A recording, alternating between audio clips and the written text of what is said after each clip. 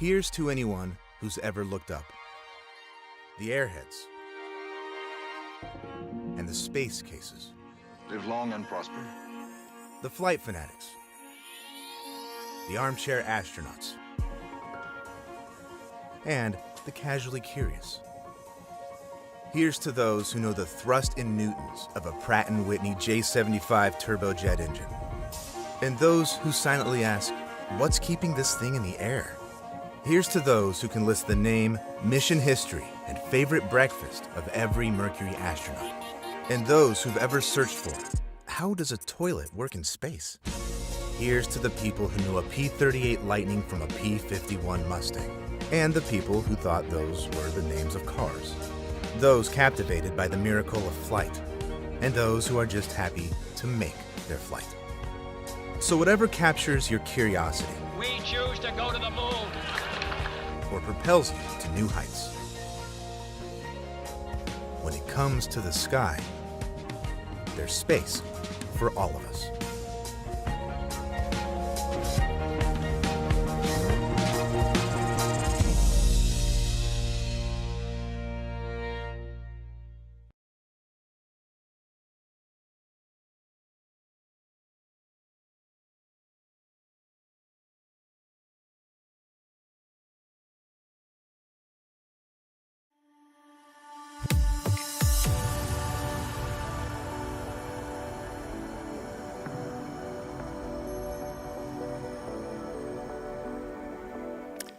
Good evening and welcome to the Stephen F. Udvar-Hazy Center.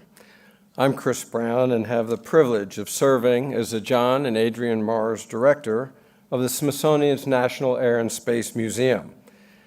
Whether you are joining us here in person, here in the Airbus IMAX Theater, or tuning in from afar, thank you for taking the time to participate in our annual Amelia Earhart Lecture in Aviation History. This program is our premier aviation lecture held each spring, named in honor of Amelia Earhart. She was one of the most well-known aviators of all time, and her story has sparked worldwide interest in aviation since the 1920s. Today is actually the 93rd anniversary of Earhart completing her flight from Newfoundland, Canada, to Londonderry, North Ireland, to become the first woman to fly solo, nonstop, across the Atlantic. It is in honor of her legacy that we host our signature aviation lecture each year, inviting speakers from throughout aviation to share their impactful stories. In this year's lecture, U.S. Navy Commander Porter Halyburton will deliver a candid talk about his time while held captive as a prisoner of war in North Vietnam. 60 years ago this fall, the McDonnell F-4B Phantom, the Commander Halyburton was flying over North Vietnam, was struck by anti-aircraft artillery, forcing him to eject. He spent the next 7 years and 4 months as a prisoner of war. For most of the time, he was held in the Hỏa Lò prison, infamously known as the Hanoi Hilton. Tonight, Halyburton will share his experience as a POW and discuss the community that formed amongst the hundreds of American pilots and aviators held at that prison. A community rooted in support for each other, and one that created bonds that lasted long past their release. Commander Halyburton has also written a book about his experience called Reflections on Captivity, a tapestry of stories by a Vietnam POW. After tonight's lecture, he will be signing copies of his book, so do stop by to purchase your own special edition. Before we get any further into the evening, I want to thank our friends at Pratt & Whitney and RTX Business, who have generously sponsored this aviation lecture series for many years. We appreciate their help as we continue to share aviation history with our audiences in person and online. Joining us in the audience this evening is Amy Comer, the Vice President of GTF Programs at Pratt & Whitney. Welcome, Amy, and please accept our collective thanks and appreciation.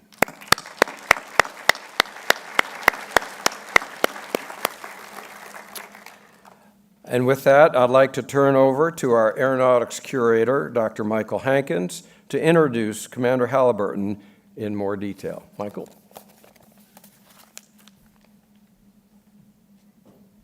Thank you so much, Chris. Thank you. I appreciate that introduction. My name is Mike Hankins. I'm one of the curators here at the Smithsonian National Air and Space Museum, and I just wanted to say a very brief word of introduction here. Because the Vietnam War, for many of us feels like a long time ago. Some of the people in this room were not alive when it happened. Maybe some of the people at this podium were not alive when it happened. But most of us in this room, if we were not there ourselves, there are some veterans here, we know someone, maybe our family members, loved ones, friends, that either participated in the war or were touched by it directly in some way. And even beyond that, in terms of its place in American history and how it has shaped our culture, our technology, the Vietnam War is still very much with us. We are very much living in the wake of that conflict. And aviation was a very key part of that war.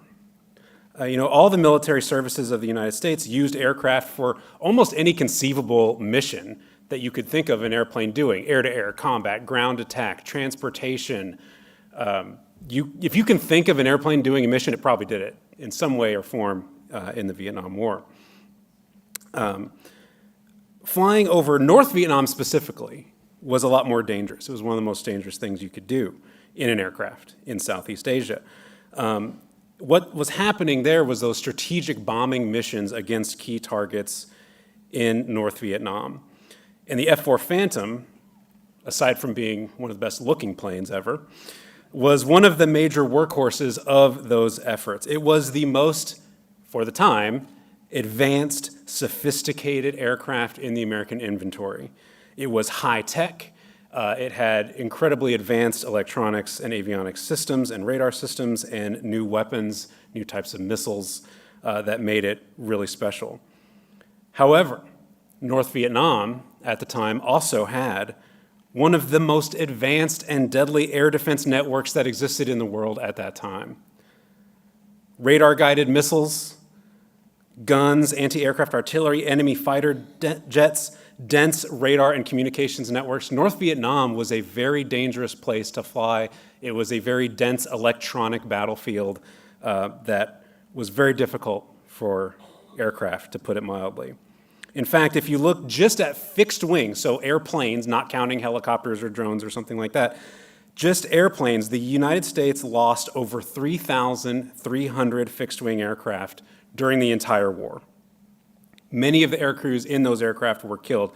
3,288 American crew members died during that war. Many of those were rescued after they were shot down. Many did not survive. But almost 500 of them became prisoners of war inside of North Vietnam. And those POWs experienced very harsh treatment, up to and including torture. And we have one of those POWs with us today. Now, I want to give a little bit more detail. Chris gave a great overview of what happened to Commander Halyburton, but just to give a little insight here, and I'm sure he will give us even more, Commander Halyburton started off as a F-4 Phantom Radar Intercept Officer. He joined VF-84 the Jolly Rogers in April of 1965, and the very next month started flying combat operations in Vietnam, flying off the USS Independence aircraft carrier. So he had flown 75 missions, and on his 76th, this was October 17th of 65, he was flying as part of a large strike force to destroy a bridge about 30 miles north of Hanoi. His pilot on that mission was Lieutenant Commander Stanley Olmstead. They were assigned the very dangerous role of flak suppression. And on the way to the target, they were hit by anti-aircraft artillery fire. Their Phantom went out of control, and Halyburton was forced to eject. Olmstead unfortunately did not survive, but Halyburton did. He was captured and, as Chris mentioned, went to the Hỏa Lò prison known as the Hanoi Hilton. He was a prisoner for 2,675 days. After his release in 1973, Halyburton stayed with the Navy and actually went on to teach at the Navy War College for quite some time. So he's also the author of Reflections on Captivity, a tapestry of stories by a Vietnam War POW, which you will be signing copies of afterwards, so please stick around. And please join me in welcoming Porter Halyburton.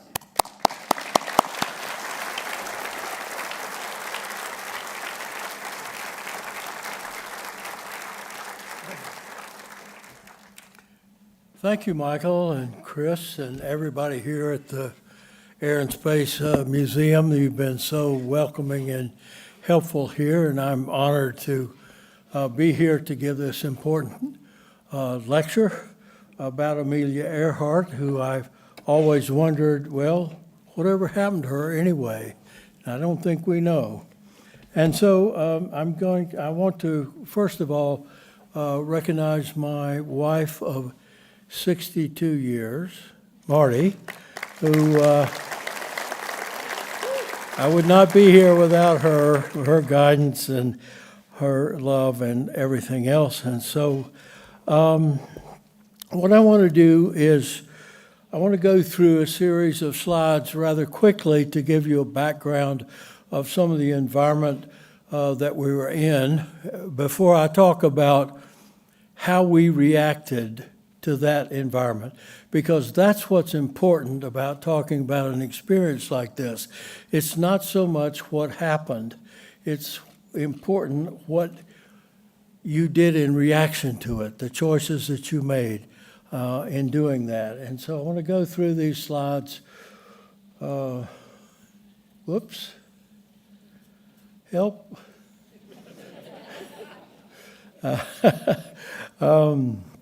Okay, you've seen the F4, you've seen the Independence, a map of Southeast Asia. I'm sure most of you are all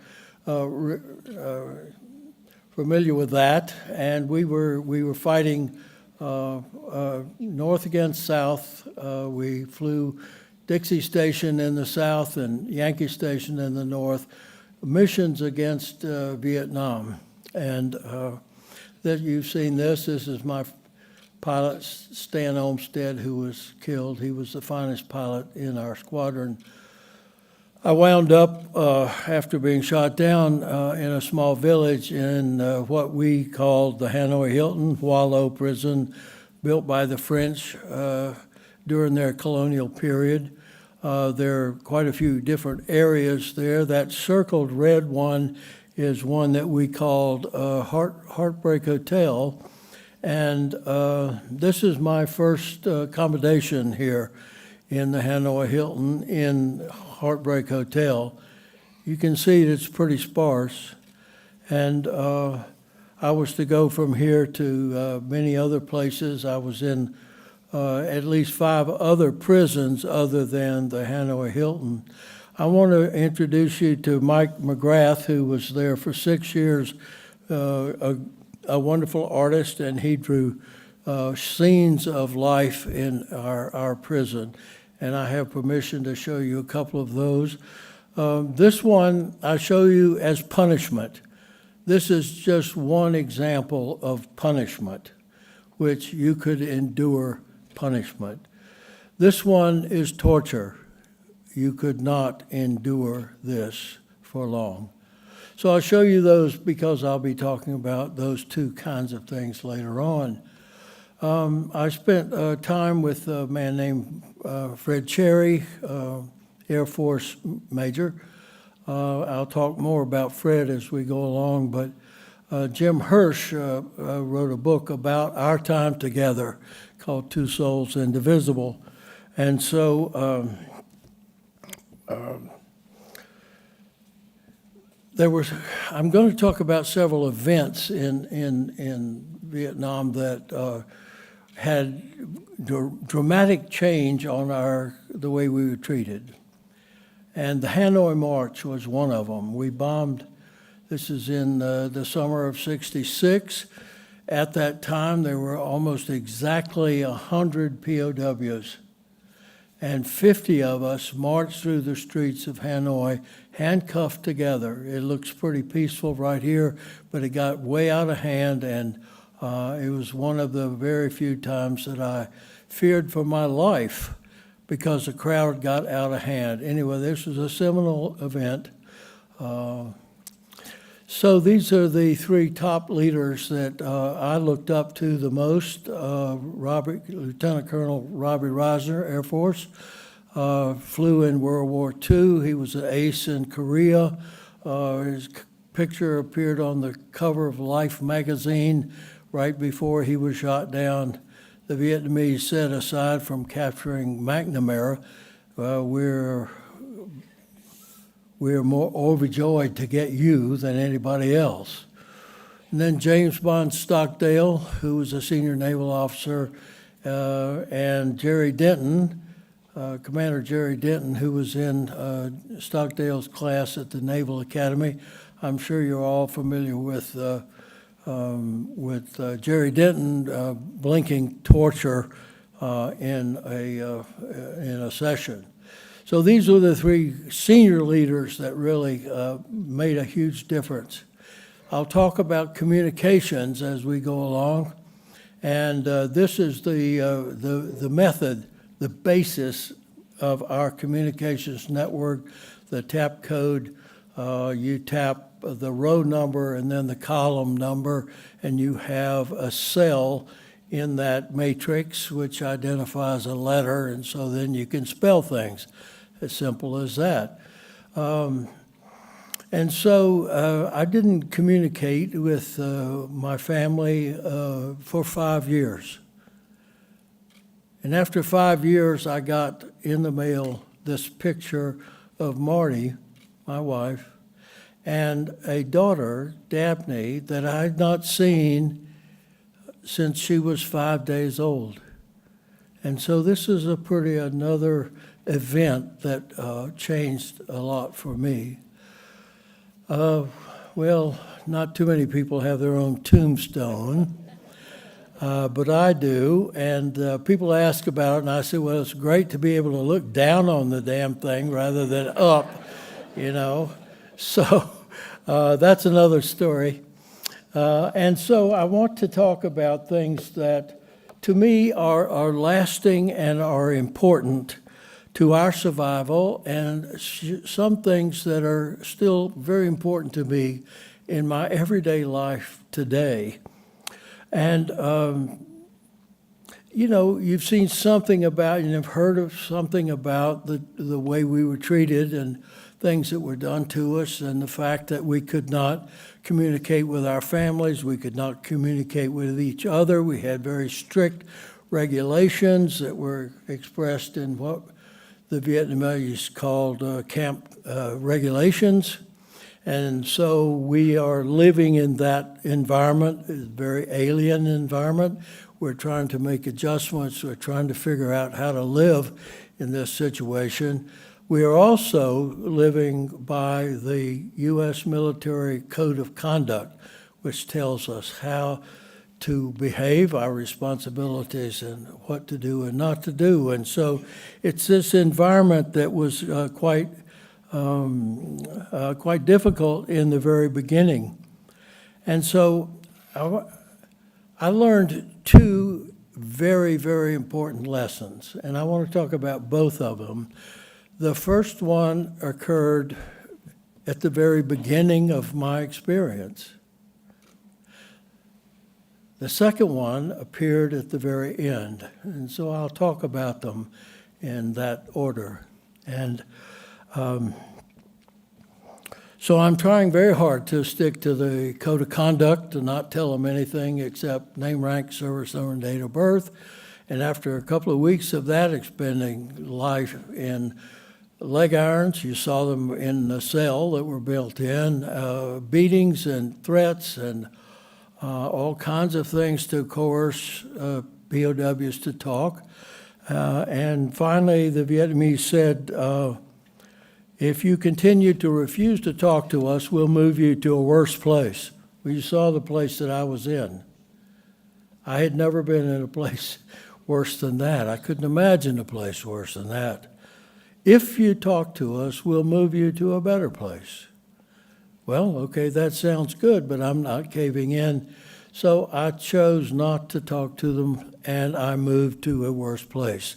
This happened 3 more times. I wound up in a just horrible place. I was sick. It was a storage shed out by the back of a different prison that we call the zoo. It was filled with vermin, rats in and out. I couldn't eat the food. The food was left outside. I became sick. I was in isolation. Isolation is different than solitary confinement. Isolation means you cannot talk to anybody else. That does crazy things with your mind over time. I have a friend, a POW, who was tortured many times and spent a long time in isolation. And he said, given the choice, long-term isolation or torture, I'd take the torture. So it was that severe, and I was in this environment, and it was beginning to work crazy things. And yet, when I was presented with the same question, a better place, a worse place, it was the hardest decision I ever made. I couldn't see a good outcome from any of that. And so I said no.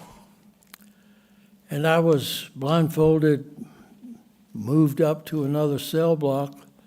The door was open to a cell. I was pushed inside. I was told, you must care for Cherry. And Cherry was a black Air Force major, 105 pilot, and very, very badly injured, and I was told to care for him.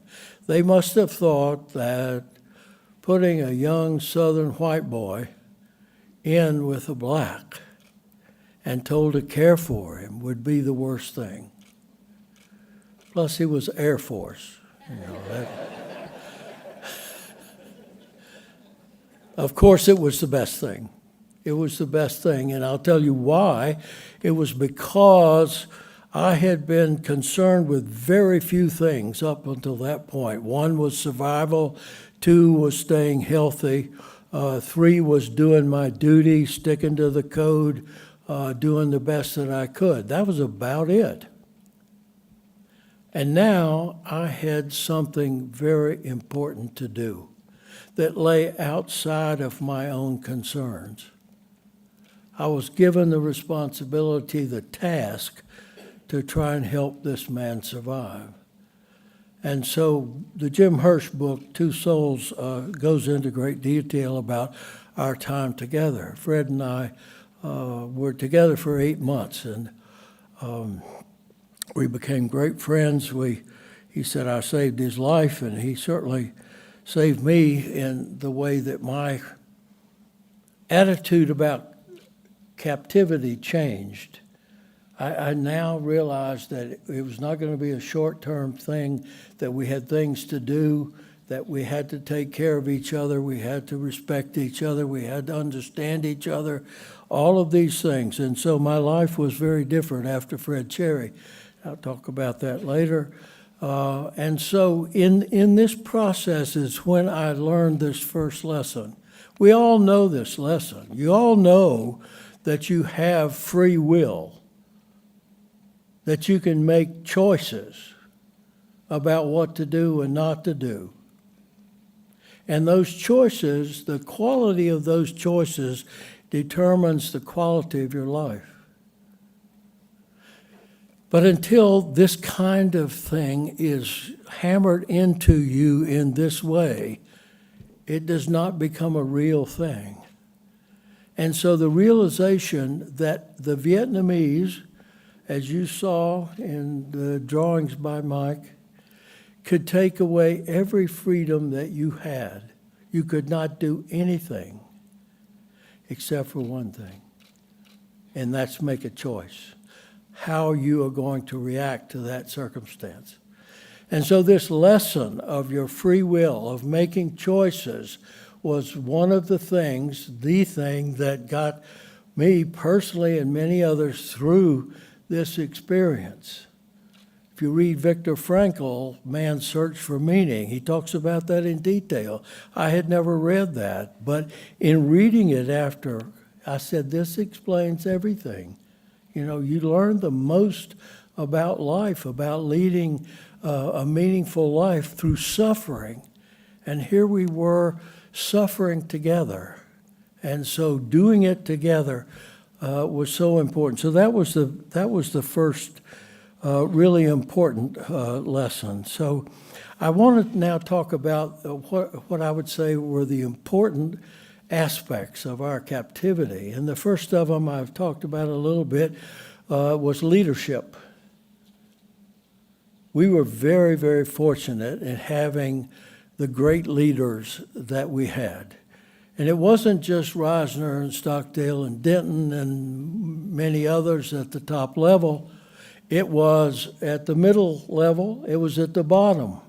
We had a Navy enlisted E2 who was a great hero. That's a different story. I don't have time to tell you that. But there's a book, you know, the Unlikeliest Hero about Doug Hedgel. And so leadership was such a key to our survival and our ability to resist, our ability to respond to what the Vietnamese were trying to do to us and with us, which essentially was propaganda because they knew that they weren't going to win the war militarily. They were going to win the war by turning the American public opinion against the war to such an effect that we would have to give up and go home. Well, that's a short history of the war in a way. That's exactly what happened. And so this leadership was very critical. And there were leaders, our senior leaders were isolated from us as much as possible. The Vietnamese understood everything about this. And so we didn't have day-to-day contact with our senior leaders. What we did have contact was what we call the SRO, which was the senior guy that had communications with a group, a cell block, so on. So it was these leaders at the mid-level who were running things day by day, and we had outstanding leaders. I talk, in the book, I talk many stories about Air Force captain named Bob Percy, and they were running the show based on the guidance of our senior leadership. So the next thing that was so important was this communications. I showed you the basis of that communication, which was that TAP code, which goes back to ancient Greek times. It was used in World War II. It was immediately classified top secret once we got home, but never quite understood that. But anyway, we had many other ways of communicating, some of them based on this, some of them based on a deaf-mute code that we invented or came up with ourselves, many other methods of communicating, because communicating was the most important thing that we did. You think about leadership. Many of you here are top-level leaders who are concerned about your leadership of the people that you are over. Think about communications. If you cannot communicate with the people that you lead, you can't lead, period. The Vietnamese understood this. That's why they tried to keep us in isolation, because they knew that our senior leaders, Stockdale, Denton, Reisner, and others, were going to encourage us to resist. They were going to give us advice and orders and so on. Inspirational leadership. And so that's why they were isolated from us. And so that's just why this second level of leadership was so important. But communication was our lifeblood. Without it, we would have been in great trouble. And so this is something that you all know. You know this better than I do. But if you cannot communicate in your personal lives, in your family, in your organizations, in your religious institutions, in your corporations and companies and everything that you belong to, then it will not be what it should be. So communication was the thing that we had to do. We were the most professional at that of anything. I would say more and through this method of communication, the Vietnamese knew about that tap code. They tried to stop it. The punishment for using it and getting caught was very, very severe. And yet we did it anyway. They could break it down. They could nearly stop it. We always had ways of getting back into that net and reestablishing our network and so on. So the Vietnamese knew exactly what they were doing when they were telling us, you cannot make a noise outside of your cell, you cannot attempt to communicate with other prisoners and so on. So that was so important. With this communication system, we not only built a military organization, knowing the chain of command, knowing what our senior leaders had to say about various things, but we also built a community over time. You know, it didn't happen overnight, but over time, we built a community. And we had nearly every aspect of community except for our real families. Over time, I think we built a family. And one of the things that I did was and I'll talk about this a little later, is to memorize the names of everybody who was there. As they arrived, I was able to get them, I collected them, I put them in various lists, name, service, rank, airplane, date of shoot down, whatever else I knew, memorized this. And in 1968, when the bombing stopped and we stopped getting POWs for a while, I had 350 names. I had to go over this list every single day to make sure that I didn't lose it and to make corrections when I came in contact with somebody else. So it was very important, our communication network, to be able to do things like that, to make sure nobody stayed outside the communications network, outside of our support group, because we never wanted to let anybody feel isolated and alone and despair, because that kills people over time. So the other thing that to me was so important was to remain active. I'd heard stories about other prisoners who sort of gave up out of despair and curled up in a fetal position and simply died from despair. And I knew, you just had to keep everything going. And so I made a vow I was going to stay as active as I possibly could, as the environment and the diet and all of that allowed, mentally, physically, and spiritually. And I think that allowed us to come back in pretty good shape. I worked out to, the extent of my ability. I learned so many different things. I had only done 20 push-ups, in pre-flight school.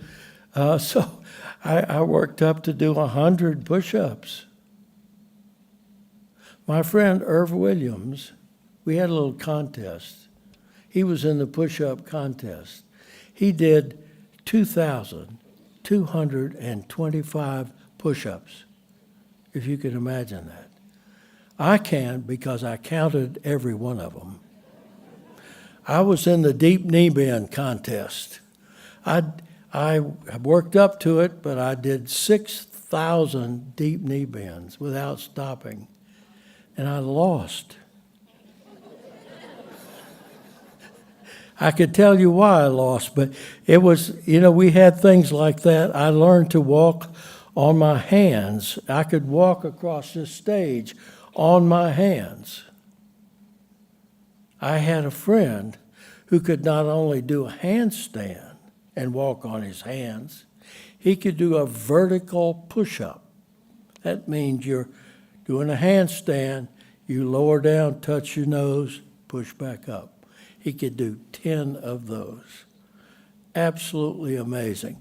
So it was just a question of your determination of what you were going to do mentally, physically, and spiritually. And spiritually, every Sunday, I was shot down on a Sunday, but the next Sunday, the senior guy who was in our heartbreak said, we're having a church call. And that meant if you weren't in leg irons, you could stand up and you said the Pledge of Allegiance to the flag. You said, if you were a Christian, you said the Lord's Prayer, and then you had your own religious service. That happened every Sunday. The senior ranking officer called church call.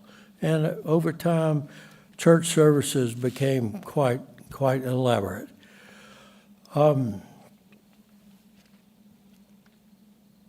Of course, I started writing poetry in high school, and I majored in English in college. And so I had that background, which is a little different from a lot of the aeronautical engineers who were there. Gave me a leg up in a way. So I started writing poetry and eventually writing songs and so on. So it was this kind of activity that kept us mentally sharp. And we were trying to learn languages. I learned German while I was there. There was no textbooks, nothing to write down or anything. But I learned enough German. When I came back, I wanted to go to grad school, and so I asked my advisor, I said, I'd like to take a couple of undergraduate courses. I told him I'd like to take German. He said, well, what's your background? And I told him. He said, why don't you take the equivalency test? So I did. I passed first-year college German based on what I'd learned in Hanoi University. So there was some serious activity that went on academically, and we told movies. It was just, it was amazing over time as our groups got bigger, what we were able to accomplish in that way.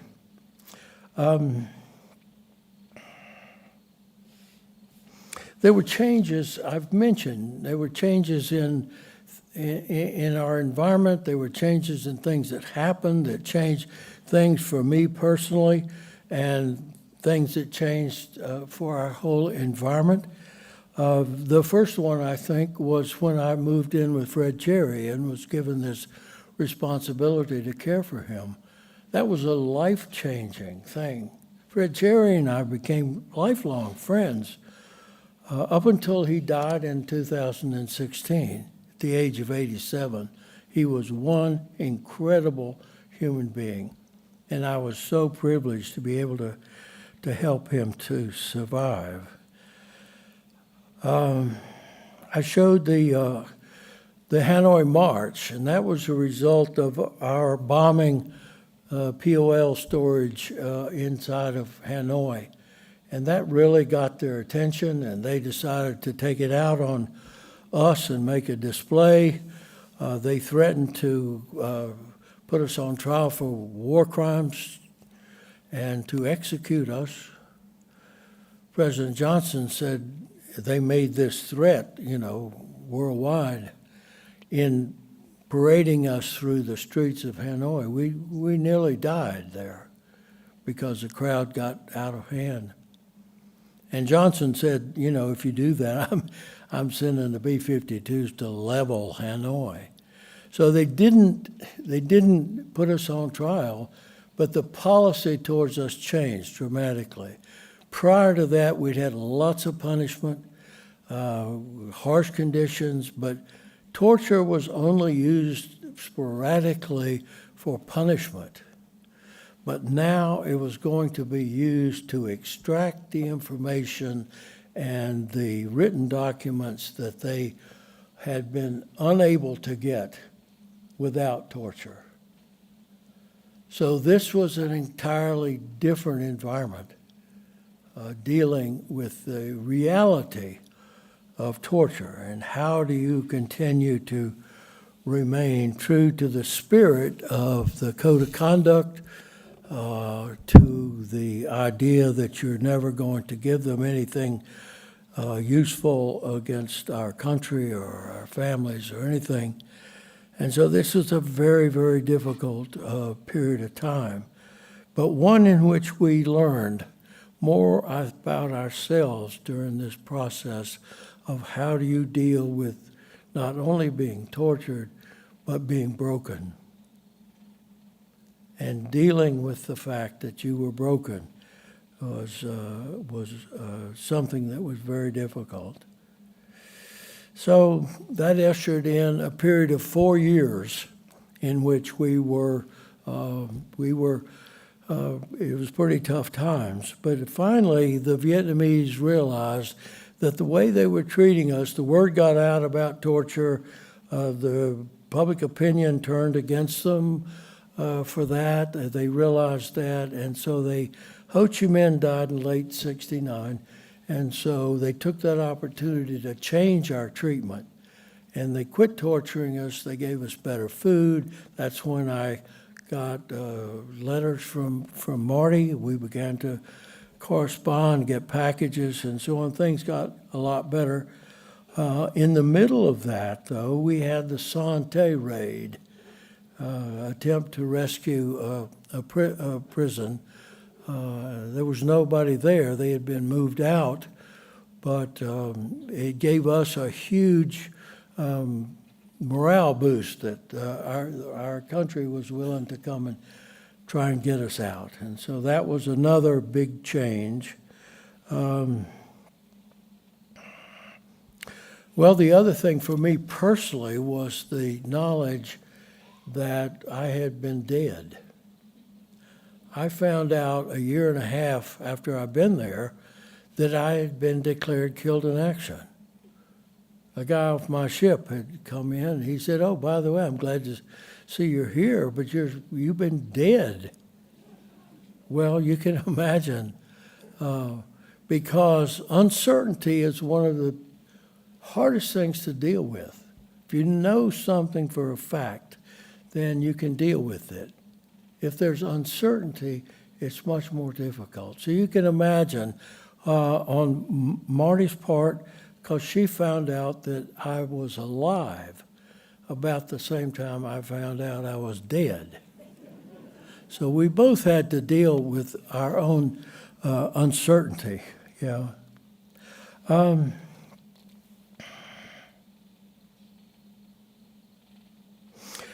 The different environments that I was in a solitary confinement.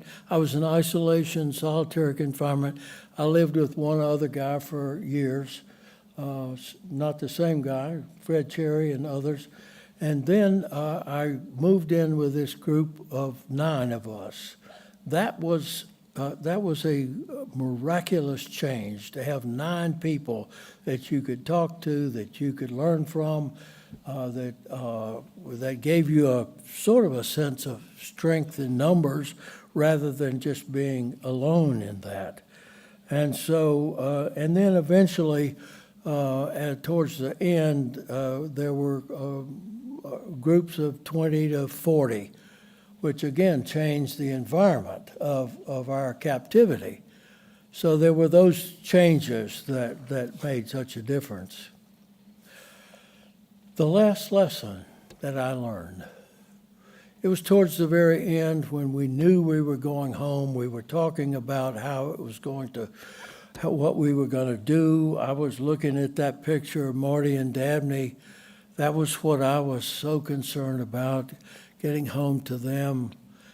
I overheard two guys talking about revenge, how they were going to get back at the Vietnamese for everything that had been done to us and our families and everything else. I suddenly realized that hatred was such a powerful force, and it had been useful. Hatred built armor, a shield, against what our captors were trying to do with us. There was nothing they could tell us that would break through this armor of hatred. And so it was a good thing. It was our weapon. But I suddenly realized, once I heard these guys talking about revenge, that I couldn't take that hatred home. That was too much. And if I did, the Vietnamese, these people would still control my life in a way. And I had already said they are never going to adversely affect my life again. And so when I walked through the gates of the Hanoi Hilton, what I thought was the last time, I just turned around to that building as a symbol of everything that had been done to us. And I said, I forgive you. All of that armor fell away. All of that hatred went away. It went away out of my life. I do not have hatred in my life. It's the most liberating thing that I have ever done in my life. And I came to realize that these two lessons, making a choice and forgiveness, came together because you have to make a choice to forgive. So these came together, and I walked out of two prisons that day, the Hanoi Hilton and the prison of hatred. There are many other prisons that we wind up in, addictions and all kinds of things like that. But if you realize the power of making a choice, choosing your attitude, you have the keys to those prisons. And to me, that is a wonderful revelation. You know, we have the power to change our lives if we have the will to do so. Do I have enough time to read a poem?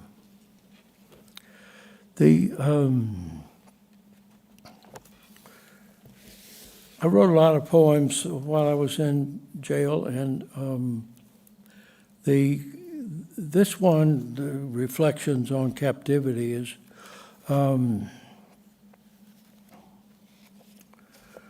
where the name of this book and this lecture comes from. So let me read that. How can I measure the loss of my dimensions as I lie spread across this crass expanse of time? Bitter years devoid of latitude or luster, my duty days of trial and decision are but pages turned, but pages not forgotten. Those countless hours of aimless retrospection, regret, and introspection, the strange monotony of unrewarded hopes, unconquered hopes, amidst my unborn tears, have tempered the metal of my structure and filled the empty spaces of my soul. Thank you.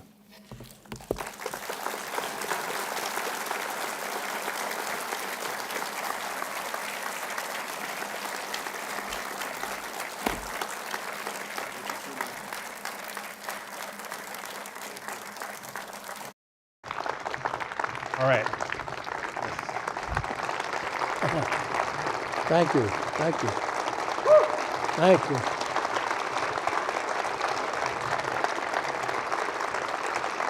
All right, we've got a few minutes left for questions, so we're going to sit down real quick. For those of you in the room, I believe we have a QR code you can scan to ask a question. If you're watching online, feel free to drop a question in the comments there, and I will see those here, and we can ask a bunch of questions. And thank you so much for that wonderful talk. And just as we move into some questions here, I just have to say it's difficult, to say the least, for most of us here to imagine what you're describing and what you're going through. And it's difficult to ask questions about this type of thing. So I appreciate you offering us your answers to our questions here. There's several great questions coming in, so please, those watching and those here, please keep them coming. I'll start with this one. Was there any such thing as a typical day that you could describe while you were?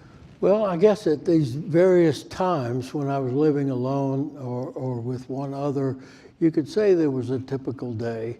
We had 2 meals a day, and surprisingly, the Vietnamese let us smoke cigarettes, 3 cigarettes a day. I think it was because Ho Chi Minh had been in jail, and he smoked. So I'm guessing, but so we had 3 cigarettes and 2 meals. You might go to interrogation. You might go out and wash the dishes. You might take a sponge bath or something like that. That's about it. That's about it for that kind of environment. But later on, we were bigger groups. Of course, we had much more activity. We had period for physical exercise. We had somebody would tell a movie in the evening. We even made playing cards out of toilet paper. And I was the only one in this group that could play bridge, and so I taught these guys how to play bridge, and we played a rudimentary form of bridge. And I will tell one story. The Vietnamese found the cards and tore them up, put us in leg irons, and stormed out of the room, taking most everything we had, and said, you are forbidden to play bridge or cards. And we took that as a sort of slap across the face. And so they walked out, and we're in leg irons here, and we decided, let's play bridge without the cards. And we did. All memory, yeah. It was a challenge that we rose to, yeah. Will remind me never to play cards again. So this is another great question. You went back to Vietnam after the war. How did you feel when you first went back? Were you able to connect with anyone there? Well, I didn't want to go back. I wanted to go to Paris and London, and all these other places. Why would I want to go back to Vietnam? But in the end, in 1968, there was a trip that was organized for former POWs, and I was shot down on October the 17th. This trip was leaving on October the 17th. The trip, I arrived in Hanoi the first time on October the 19th. This trip was arriving in Hanoi on October. Seemed like a sign to me. And Marty was going to go without me, so I decided to go. So, and it was really not,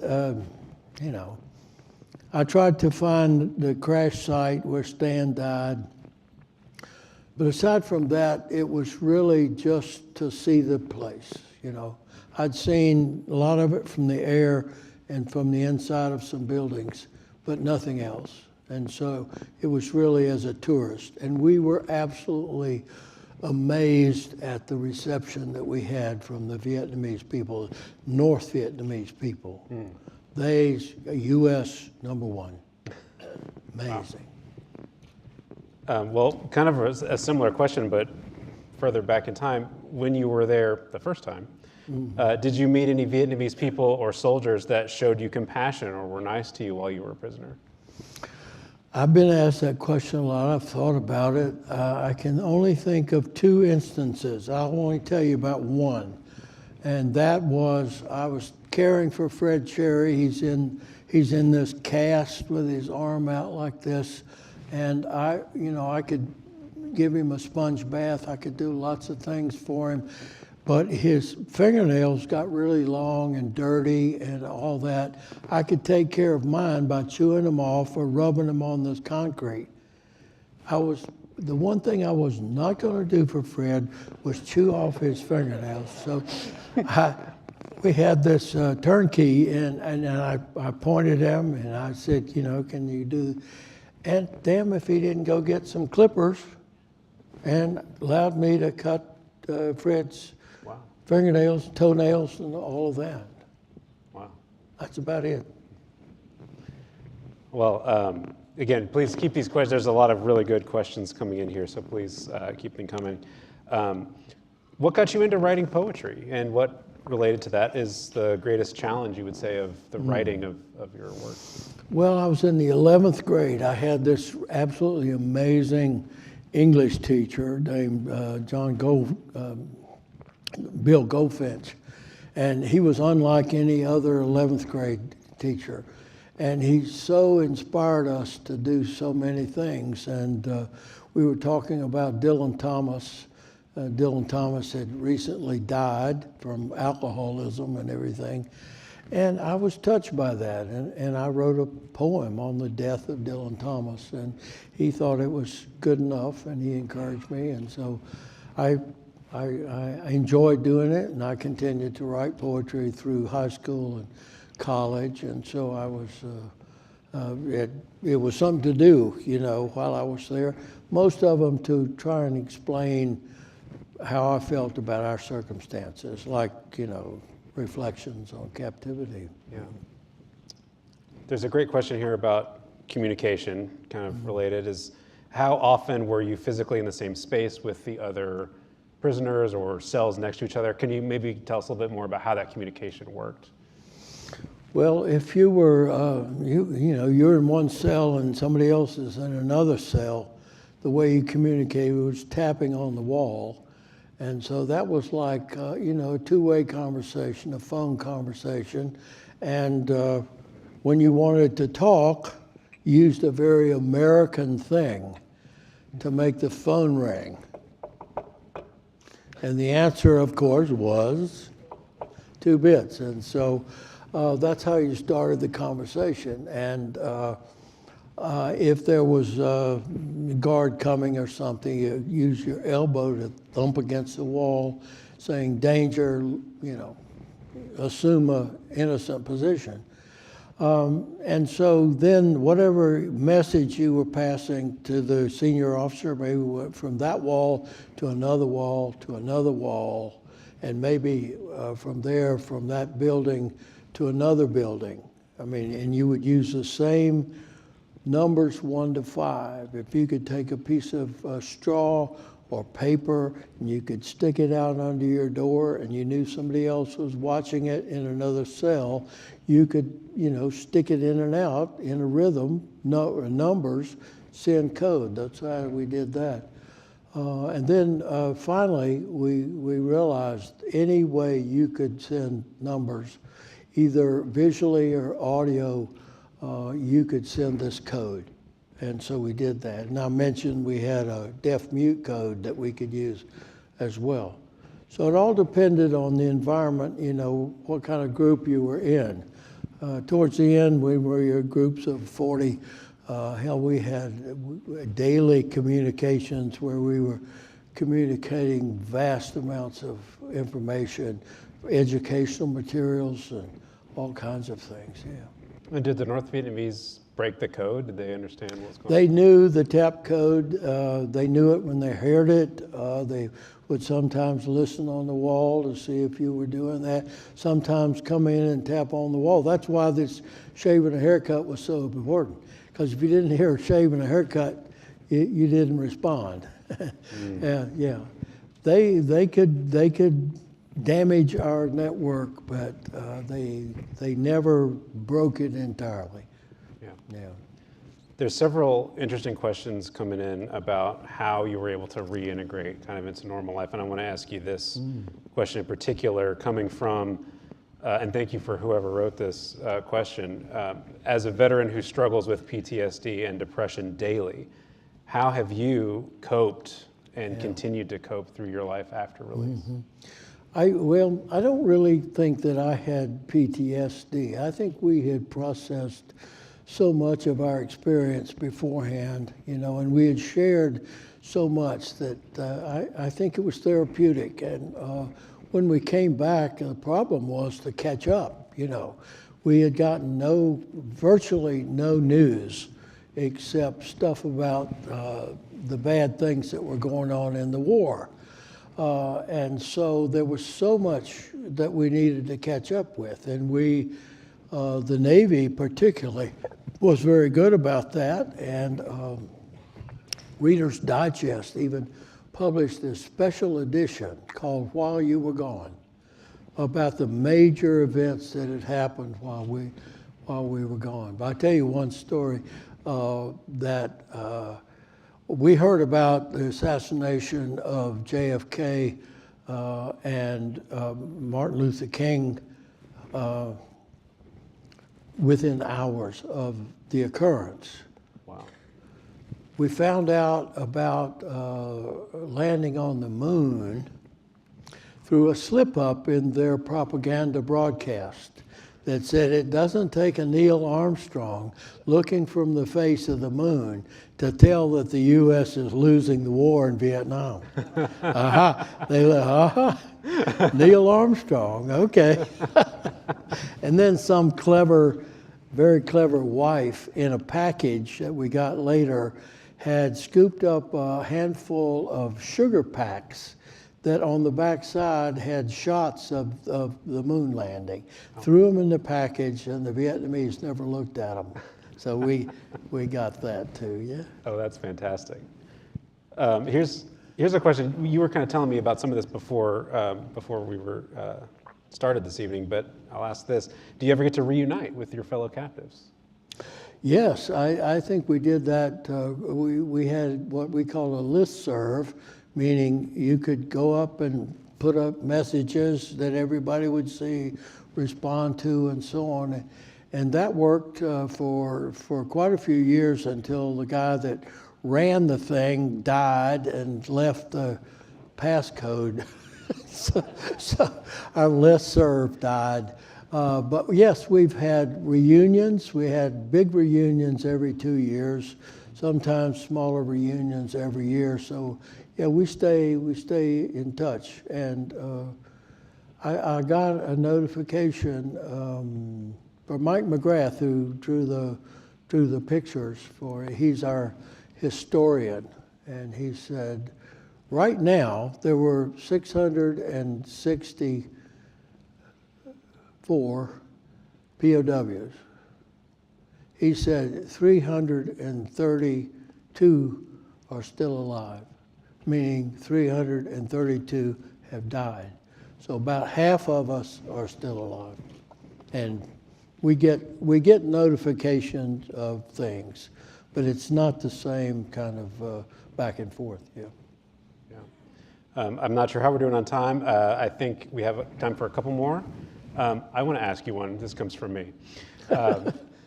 How is it like flying the F-4 Phantom? What do you think of that airplane?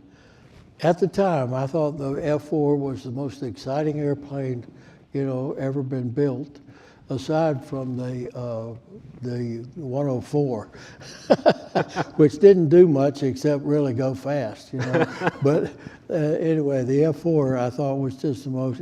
He was angry looking and it was just mean looking. I loved that airplane, and I got to fly in VF 101, the RAG.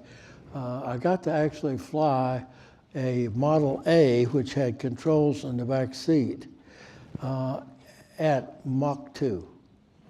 So holding the stick of that airplane going Mach 2 was the thrill of my life, yeah. Unbelievable. So this is the last question, and there, again, are several questions that are kind of getting at this idea, and I think this one sums it up, about the kind of meaning that you found through this experience. So this question asker asks, Do you feel that your experience in captivity made you a stronger person when you returned? What kind of meaning did you think you took away from this experience? Well, I do. I really think that. And I read Viktor Frankl after that, and he talked about man's search for meaning as being the most basic urge that human beings have, to lead a meaningful life, to discover the meaning of one's life on an everyday basis. It's not talking about the big meaning of life, but personally, meaning in life for you. And so I think that I have found that. I search for it every day. Am I leading the kind of life that I think is meaningful, that's helpful to others, that kind of thing. So yes, I am motivated by that, and I am so grateful for my experience, because I'm not sure I would have learned that in any other way. Yeah. Well, I think all of us are very grateful for the experience of being able to listen to you tonight. So thank you so much. Thank you.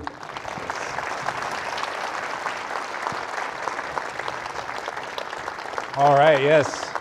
Thank you all for coming. Thank you.